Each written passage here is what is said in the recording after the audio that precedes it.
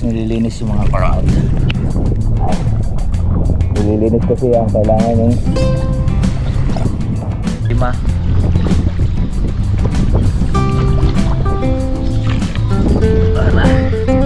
Okay.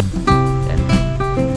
Ito, tsaka dito sa kabila. Kaya umana tayo, yari gamit natin itong panan to.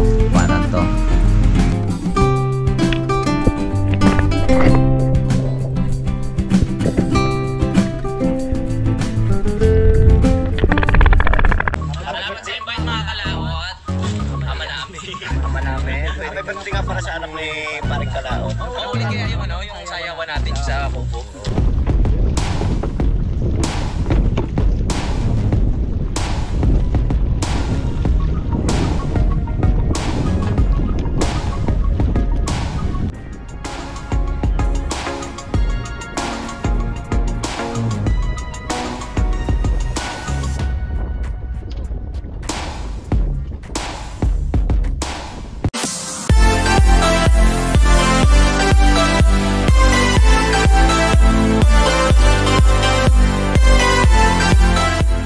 Morning mga kalaot, panibagong araw at panibagong vlog. At welcome na naman tayo sa paulit-ulit natin vlog ngayon dito. So ngayon po dito tayo sa playa at lulusong ako. Sinilip ko yung tubig kung malinaw ba. So napakalinaw noong dagat at makikita po natin yung mga huli. Ang daming ayungin. So yan, yung mga tangad natin. Titingnan po natin kung may huli na ba. Dahil napakalinaw ng tubig eh. Kasi pag-amihan mga kalaot, napakalinaw na po dito. Yan. Malinaw pag gayon ang hangin. Kumbaga,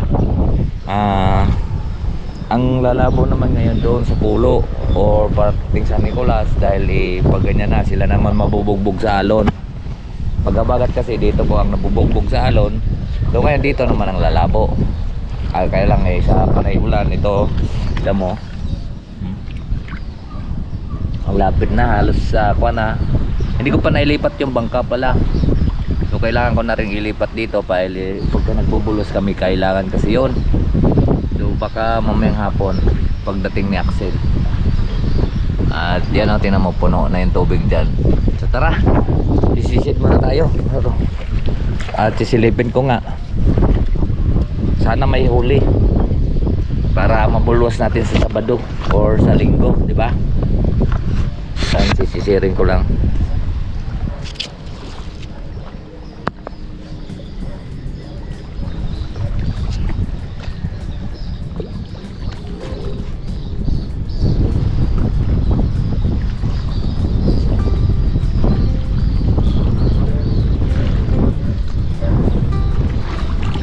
Gusto niyo sumama mga kalaot? Ayusin lang natin yung battery para makita nyo rin.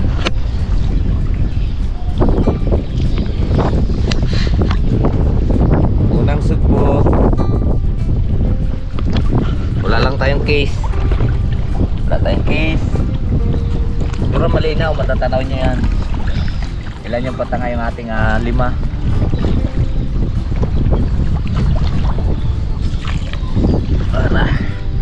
Okay, tara sisid.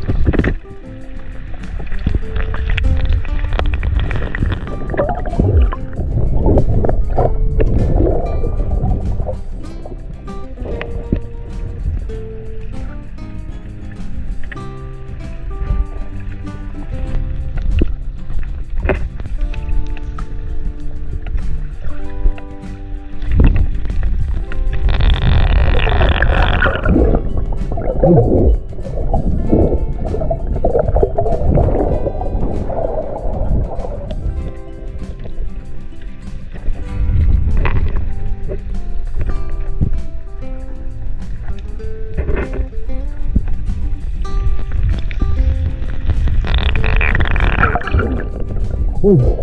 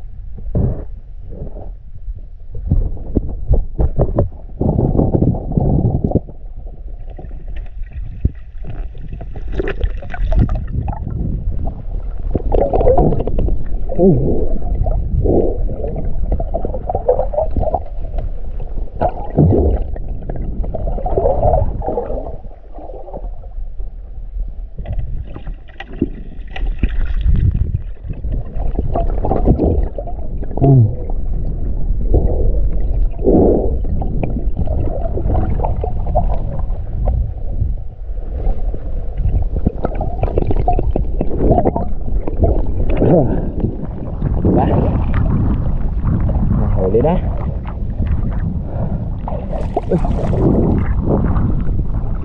Kailangan kasi yan nililinis yung mga crowd. Nililinis kasi yan, kailangan yung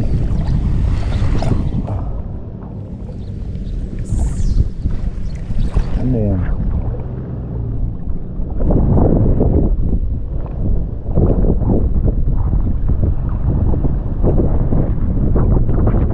Yun mga kalaot at ano pa yung ano muna tayo dito muna tayo sa Kubo. Tagpalit lang ako ng short. Yan, mahuli na diba? Yan, ikaw ano yun? Bali mahina kasi yung huli mga kalaot eh. Mga kuan na yun, magdadalawang linggo na yun.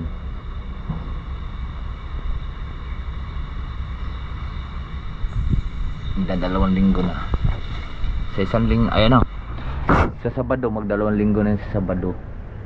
So pero po may mga laman sila diba?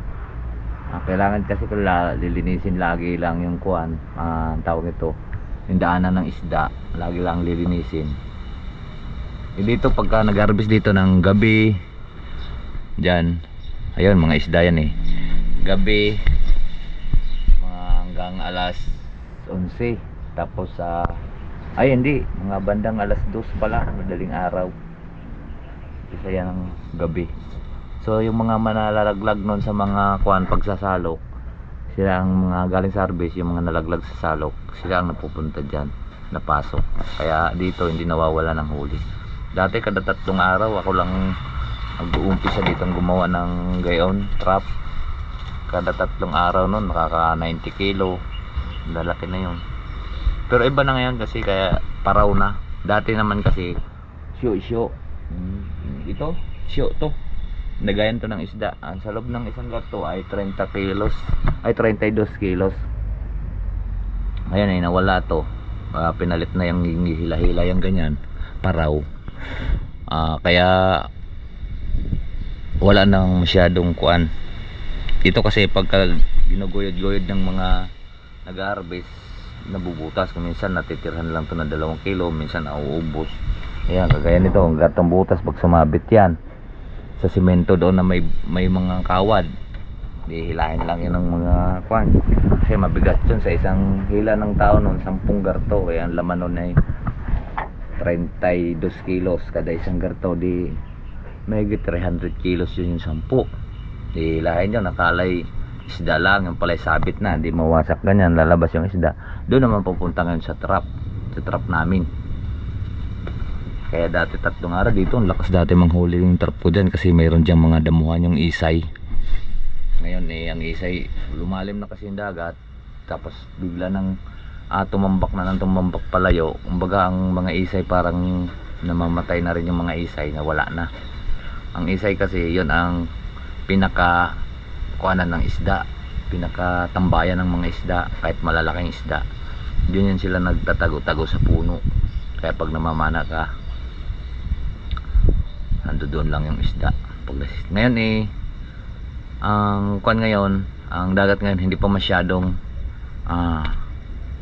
malinaw. Makikita mo talaga buwan dito ng kuan, siguro mga 3 araw pa sobrang linaw na yan, o 4 na araw yan, sobrang linaw na yan dahil tuloy-tuloy na ang amihan. Kasi pagka ang amihan kasi, halimbawa ito mga 15 po ng October, dire-diretso na yan ang amihan hanggang Marso ang amihan. Lalong lalakas ang amihan dito pag mga buwan ng January, February. Yan yung mag-aamihan ditong, magsusubas ko ditong puti, amihang puti ang tawag dito. Lalaki rin ang alon dito pag amihang puti.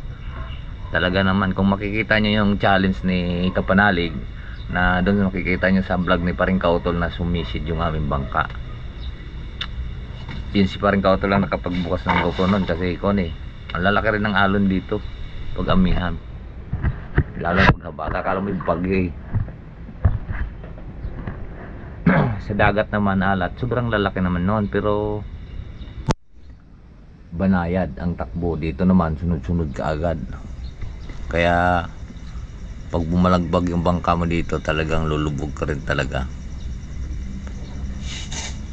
Naman kasi pagka kailangan mong tumawid ka ng alon, so yan, namamatay yung ating kuan. Mga kalat, pasensya na po.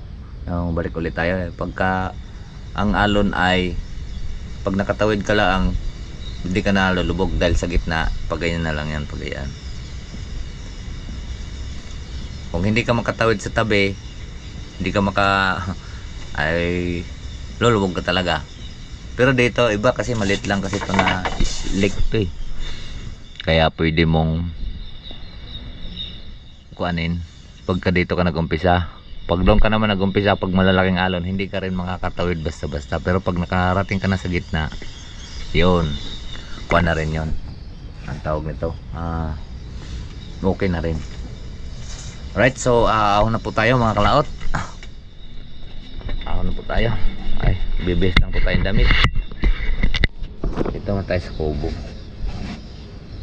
Laging binabantayan ay screen, baka bulosin.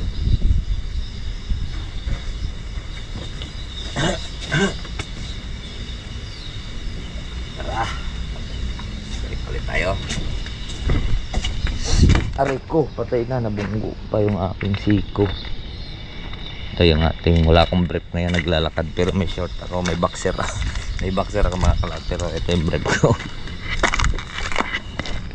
Mas parang bal, hindi pa tumangad yung kanya natakot kasi siya, may bagyo daw.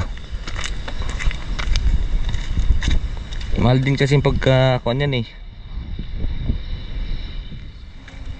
magpapagawa niyan.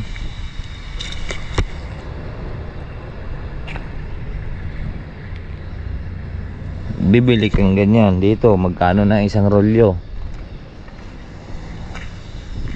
Ang isang rolyo niyan ay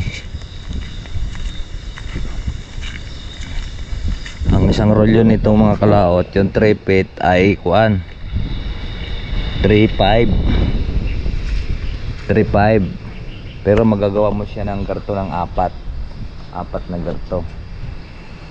3.5 malaki to, kasing laki din. Malaki yung akin dito, mahaba. Ayan, 3.5. tapos itatangad mo ngayon yan ng mga 2 linggo. Pag sinuwerte ka sa isda, yun, kukuhan mo kaagad yun, bawi ka agad yun. Ako nga, bibili pa ako ng isang rolyo pa, gagawa ko ng 5 piraso, pero malilit-lit lang, hindi kagaya sa akin, malaki yung akin. Nagawa uli ako dahil mayroon pa akong tira doon, siya ang aking papatigas, kasi mahal kasi yung pang ilalim nun dahil matigas. Ang pasokan lang nun ay malambot para hindi maipit yung isda. Alright, tara, bakal mo tayo. Sarado ko lang ito.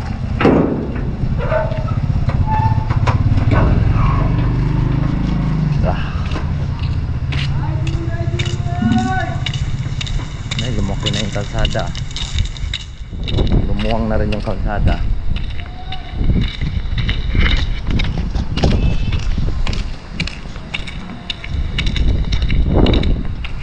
Lumuwang na ang parkingan, oh. Hindi na masyadong gipit.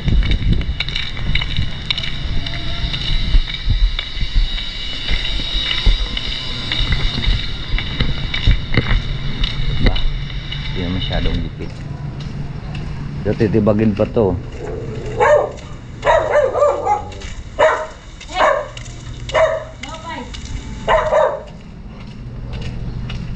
Sarado.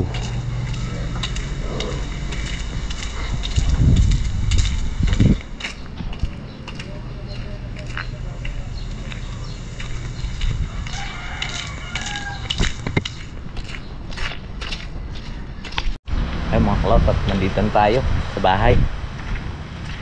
At isampay kalaang pa yung ating gray para hindi manimtim. Ako lang ngayon mag-isa dito, mag-isa. Talubunan natin yan at para mas-safe. Mamaya magsusundo tayo. Bah, ba't naritong duyan? Ano nangyari dito?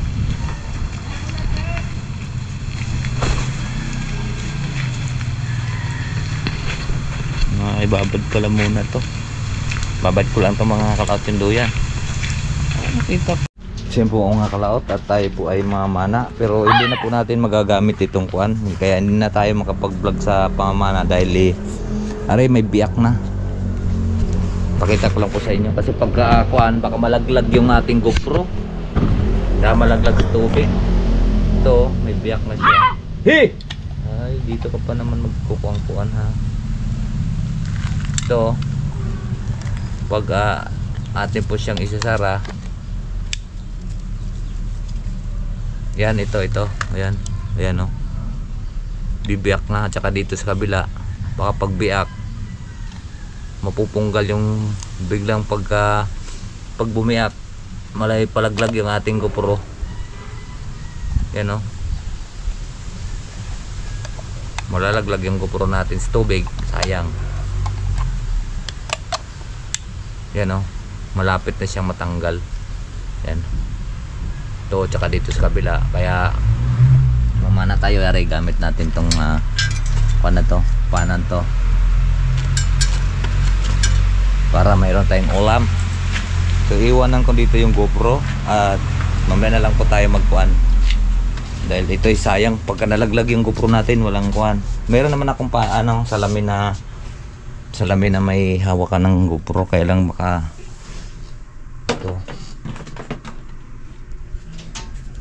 salamin natin pang pamamana. So kailangan lang natin yung case kasi baka bibigay ito, sasayang yung ating GoPro. iwanan na lang natin yung GoPro din eh. At tayo po ay aalis na mga manana. Let's go! At magkita-kits na lang po tayo mamaya. Simpo. At huli natin eh, isang piraso. Isang piraso pong huli natin. Wala, biglang lumabo naman yung tubig. Hindi na kaninang umaga. So ngayon, bigla naman lumabo. So ayusin na lang po natin yung pana para bukas ng umaga makapamana.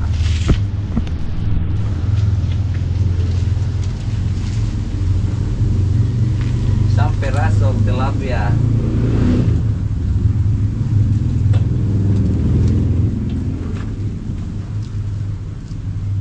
Ganda pag umaga, mamana pag umaga.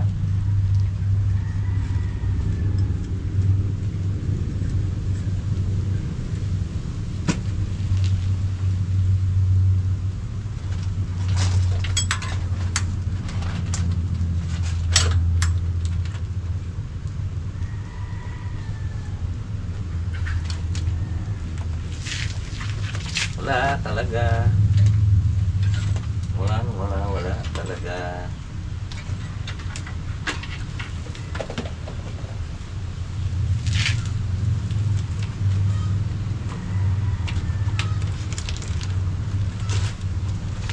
Ayos muna natin ang pana.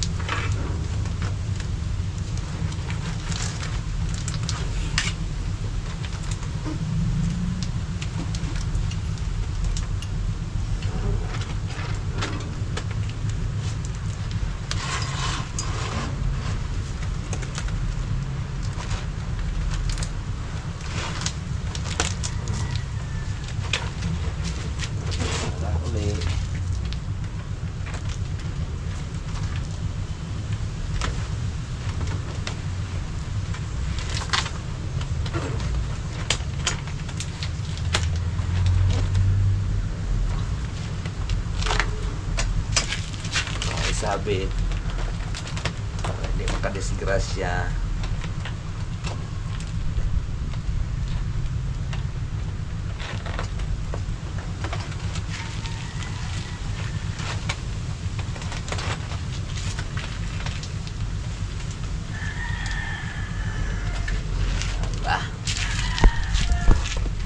Alright, so ayan, ipipreto na rin natin yung ating huli.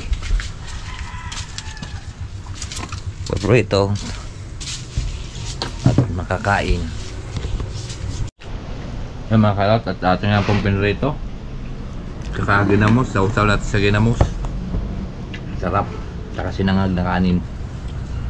Pritong malutong, tapos sinangag na kanin. Alright.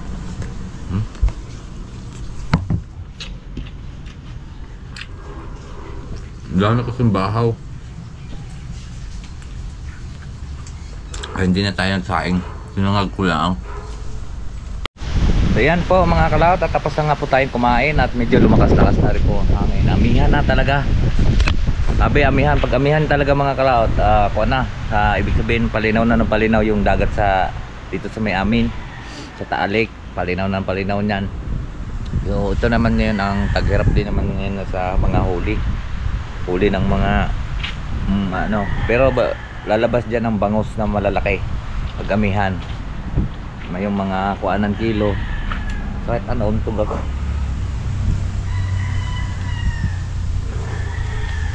Yung mga 10 ang kilong bangos, baka lulutang na naman uli yan at makakadayon na naman uli kami doon sa may kuan. May hulihan talaga dito, may part talaga dito na hulihan ng bangos. Nalutang sila tuwing amihan dini sa may tapat ng Napayong at dini sa may puntor ng Pulang Bato sa tapat ng San Nicolas. Diyan talaga na nalutang po yung mga malalaking bangos na abot po ng 12 kilo ang isa, 10 kilo, ganyan.